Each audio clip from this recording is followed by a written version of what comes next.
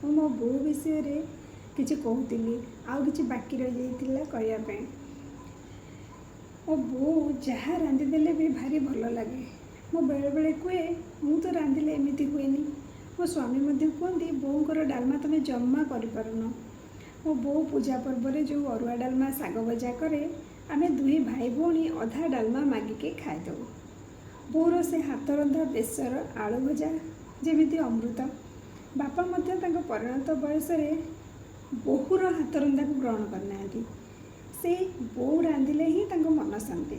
ହଁ, ଆଉ ଗୋଟେ କଥା ମଧ୍ୟ ମୁଁ ଲକ୍ଷ୍ୟ କରିଛି, ମୋ ବୋଉ ସବୁ ସୋମବାର ଶିବ ମନ୍ଦିର ଯାଏ। ଶିବ ମନ୍ଦିର ଗଲେ ସିଏ କ'ଣ କରେ, ତାର ସମସ୍ତଙ୍କ ନାଁରେ ପାଣି ଢାଳିବାକୁ କୁହେ। ଯେମିତି ତାର ଦୁଇ ଭାଇ, ମୋ ବାପା, ଭାଇ, ପୁତୁରାମାନଙ୍କ ନାଁ ସହିତ ମୋ ପୁଅ ନାଁ ବି। ତାକୁ ଭଗବାନ ତିଆରି କରିଛନ୍ତି ଯେମିତି ଆମମାନଙ୍କ ପାଇଁ।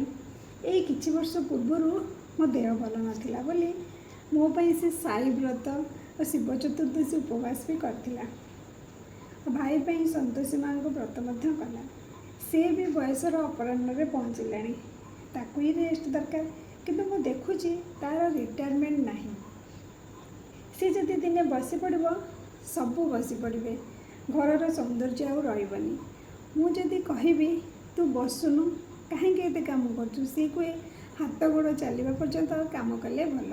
ଖାଲିଟାରେ ବସିଲେ ମୋତେ ବୋର୍ ଲାଗିବ, ଆଉ ବୋହୂଟା ମଧ୍ୟ ହଇରାଣ ହେବ। ପିଲାମାନେ ଖାଇବେ କ'ଣ କରିଦେଲେ ଦେହଟା ସରିଯାଉଛି। ମୁଁ ସେତେବେଳେ ଭାବେ ମୋ ବୋଉ କେଉଁ ଜିନିଷରେ ତିଆରି ହୋଇଛି।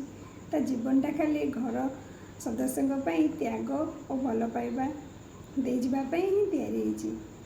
ମୁଁ ବାହା ହେବା ଦିନଠାରୁ ଆଜି ପର୍ଯ୍ୟନ୍ତ ଏମିତି କୌଣସି ଦିନ ନାହିଁ ଯେଉଁଦିନ କି ମୋ ବୋଉ ସହିତ ଫୋନରେ ଦିପଦ କଥା ହେଇନଥିବି। ତା ସହିତ କଥା ହେଇଗଲେ ଯେମିତି ମୋତେ ଟିକେ ଶକ୍ତି ମିଳିଯାଏ।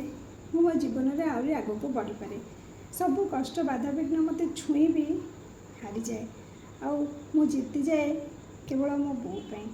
ଆଜିକାଲି ମୁଁ ଶୁଣୁଛି ଯେ ବାହା ହେଲା ପରେ କେଉଁଠି ଝିଅମାନେ ମାଆ ସହିତ ଗପିଲେ ଘର ଭାଙ୍ଗି ଯାଉଛି। କିନ୍ତୁ ମୋ ବୋଉ କେବେ ବି ଶାଶୁଘର କଥାରେ ଇଣ୍ଟରଫିୟର କରେ ନାହିଁ। ମୋତେ ଶକ୍ତି ଦିଏ ସହିବାକୁ, ମୋତେ ଭାଙ୍ଗିବାକୁ ଦିଏ ନାହିଁ। ସେ ହେଉଛି ମୋ ବୋଉ।